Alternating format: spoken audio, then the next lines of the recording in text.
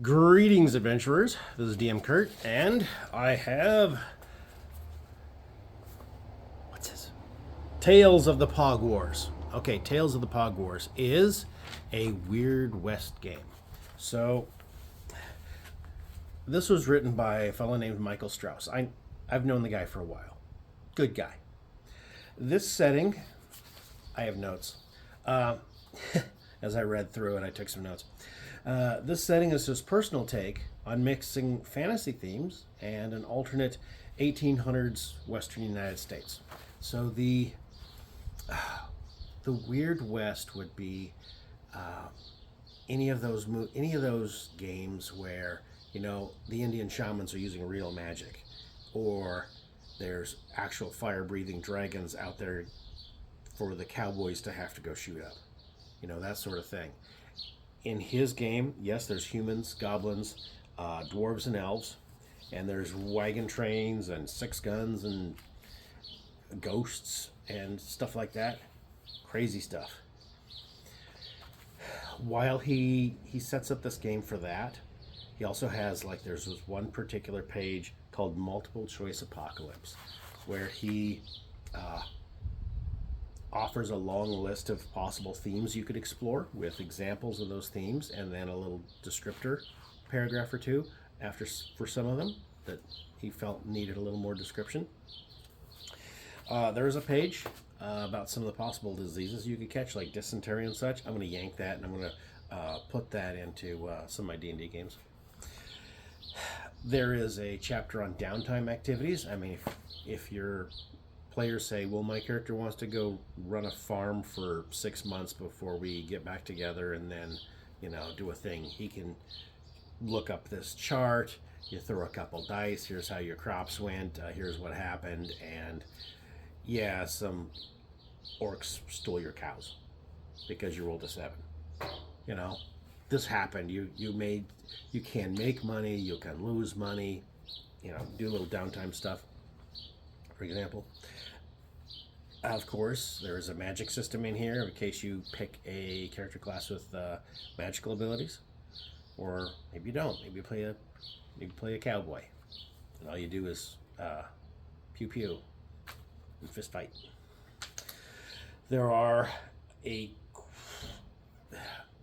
quite a few sample adventure hooks, and from those hooks you can do whatever you want with that. If you're reasonably experienced DM, there's a lot of stuff you could do.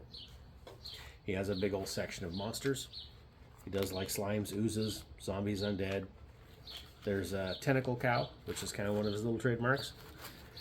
But as I look through this game, yes, it is built for Shadowdark. So if anybody's not familiar with Shadowdark, it's basically 5e D&D if you took a hatchet and you just chopped out all the unnecessary garbage. Shadowdark is, in its original form, it is a fantasy game that is based on 5e, but a little grittier and a lot easier. And it is available. I saw it on the shelves of a local game store recently, so it's not something you have to hunt down on the internet necessarily. But anyway, as I look through Mr. Strauss's game, my black and white copy of the PDF I got for you can get for $12 on TTRPG. I will put the link down below. My copy of this does not really reflect how good it looked online, because I have a cheap printer. If you have a color printer, use that. He has some really good artwork in here. His presentation, I'm just going to pull some random pages out, folks. Look at that. Artwork's pretty good. He's got this border all the way around. The way his columns are lining up, excellent. I got to give him credit. I'm just going to flop it through here. The way he's got those charts in there. That is some good quality setup right there. Some good quality layout. I would say that Mr. Strauss put this together, look at the way that's set up. Look at that chart layout. I would say that he put this together at a level above anything he's done so far. He just hit it out of the park with this. So $12 for this, I'd say it's worth it. So yes, I would consider this worth playing, worth buying, worth reading.